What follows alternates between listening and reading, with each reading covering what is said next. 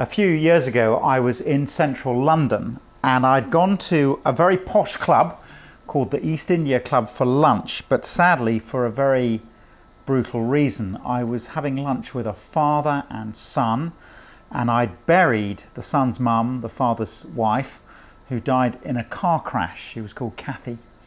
So I was at this club and it was 5 minutes to 1. I was meeting them at 1. I was standing on some stairs, and you know, as you are, I just was trying to get my head around how I was going to cope and what I was going to say to these two grieving men who'd lost this woman who was the cornerstone of the family.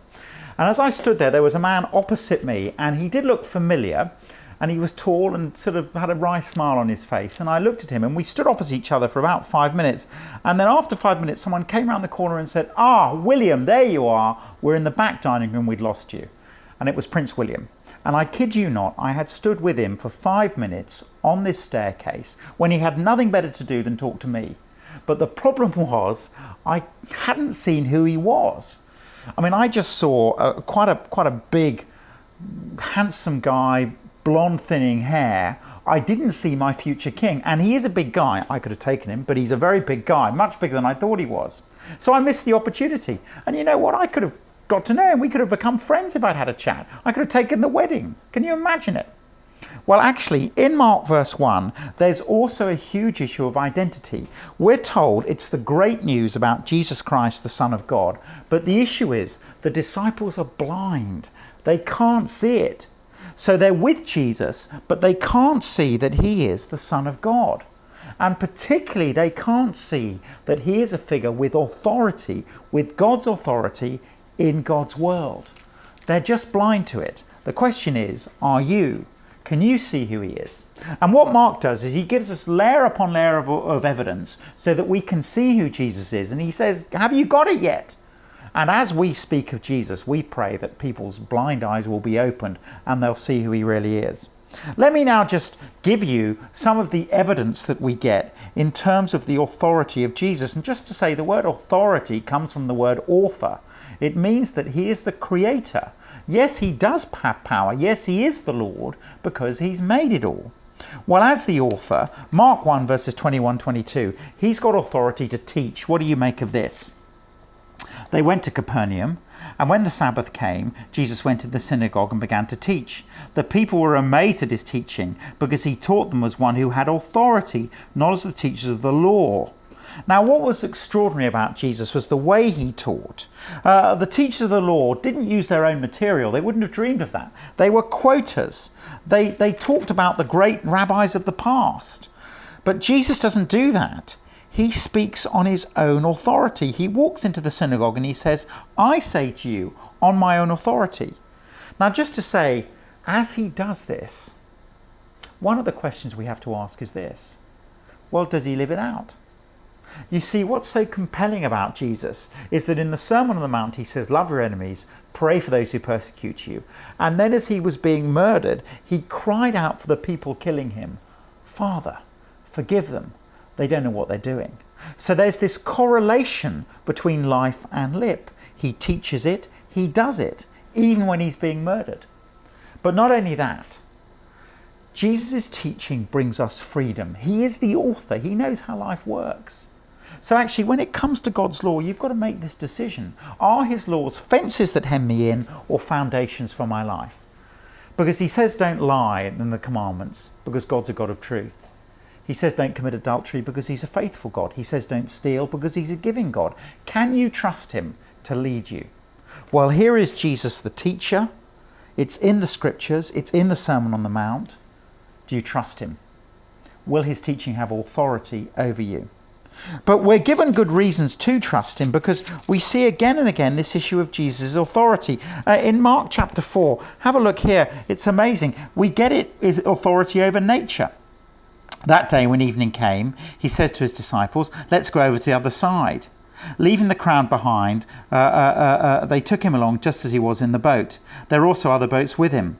A furious squall came up and the waves broke over the boat so that it was nearly swamped. Jesus was in the stern sleeping on a cushion. The disciples woke him and said to him, "Teacher, don't you care if we drown?" Now, just to say, the word for furious squall here is lilaps. It's literally a sort of hurricane. Suddenly the waves pick up. These hardened fishermen say, we're going to drown. And they wake him up and they say, teacher. Now, can I tell you, if he's just a teacher, they're in trouble. I mean, my teacher at school was called Mr. Howard. He was a lovely guy, taught geography, but I wouldn't have bothered waking him in a life-threatening storm. But here is Jesus, and the question is he more than a teacher? If he's just a teacher, they've had it. He is a man. Yes, we see that. He's exhausted after the first 4 chapters of Mark, after all the teaching, after all the serving, after all the ministry. Yes, he's asleep in the boat. But is he more than a man, more than a teacher? Well, let's read on. What do you think as we look down? He got up, verse 39 of chapter 4, rebuked the wind and said to the waves, quiet, be still. Then the wind died down. It was completely calm. Can I tell you, I can't even do that with my bath water. But you see, the wind doesn't have ears. The waves don't have ears. But Jesus, who's got total authority, has power over the cause of the storm, the wind, and the result of the storm, the waves. He says, be still. I can't do it with my bath water. I sometimes sloosh up down in the bath, quiet, be still. I can't even do it then. But Jesus has authority over all of creation. And it leads to the question. His disciples said, he said to his disciples, why are you so afraid? Do you still have no faith? They were terrified and asked each other, who is this? Even the wind and the waves obey him. Why are you so afraid? Do you still have no faith? You're not kidding. They're terrified. But they're not just terrified because it's been flattened. They're saying, who is this? Can they see? Now, just to say for us, this is an amazing passage.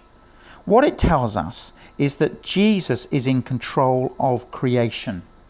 And what we have here is a little cameo of what he'll do by the resurrection in the new creation.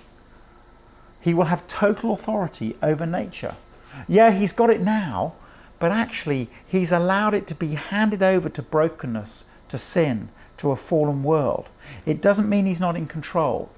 But it does mean that we are handed over to the consequences of our sin. As we turn our back on God, creation falls apart. But what he says here is, he says, don't worry, I'm the Lord of creation. And one day, by my resurrection, I will deliver a new world back here. Do you want to be part of it? But we don't just get authority to teach. Do you trust him? Authority over nature. He'll deliver the new creation. Thirdly here, we get authority over death itself. Have a look at chapter 5 with me. When Jesus had crossed over again by boat to the other side of the lake, a large crowd gathered around him while he was by the lake. Then one of the synagogue rulers named Jairus came there. And when he saw Jesus, he fell at his feet. What's happening here? This is the local synagogue ruler, the local headmaster, the local doctor. He's flat on his face in front of Jesus. Why? And now we see verse 23. He pleaded earnestly with him. My little daughter is dying. Please come and put your hands on her so that she'll be healed and live. Do you know what? It is agony. But this is what death does. It severs loving relationships. And this is a father who's losing a daughter. And he's always protected her. And she's lying in bed and she says, Daddy, I'm very sick. He says, I know. She says, no, Daddy, I don't think you realise I'm very sick. And in desperation, he throws himself at the feet of Jesus. Now, if Jesus is just a Galilean carpenter, what can he do? He can do something. He can build a coffin. He can say, don't you worry, Mr. Jairus, I've got some lovely mahogany wood. Why don't you come with me? We'll pick some out. She'll look lovely in her coffin. But the question is he Mark 1 verse 1, the Son of God, with authority over death? Well, let's have a look and see what happens. Let's see what power he has. Well, we've please come and put your hands on the shoes, you'll be healed and live. That's what Mr. Jairus says. There's another story, and then verse 35, we pick up the story again. So here we are in verse 35, and we go again, and we see what happens. So here it is. While Jesus was still speaking, some people came from the house of Jairus, the synagogue leader. Your daughter's dead, they said. Why bother the teacher anymore? So they walk up and they said, she's gone. She's dead. Nothing can be done. Verse 36, overhearing what they said, Jesus said, don't be afraid, just believe. Can I tell you, you've got to be pretty sure of your guns to say that. When I took the funeral of Max, a little boy who died in a cot death, I didn't muck around with his parents, Chris and Sonia. I mean, it was agony. But here, Jesus says, well, don't be afraid, just believe. I can sort this out. Can I tell you, if he can't do that at this point in time, it gets you hated for life. I used to be a youth worker in Liverpool. The kids used to say, don't write checks with your mouth, your body can't cash. This is a massive check. Don't be afraid, just believe. What will happen? He didn't let anyone follow him except Peter, James and John, the brother of James. When they came to the home of the synagogue leader, Jesus saw a commotion with people crying and wailing loudly. He went in and said to them, why all this commotion and wailing?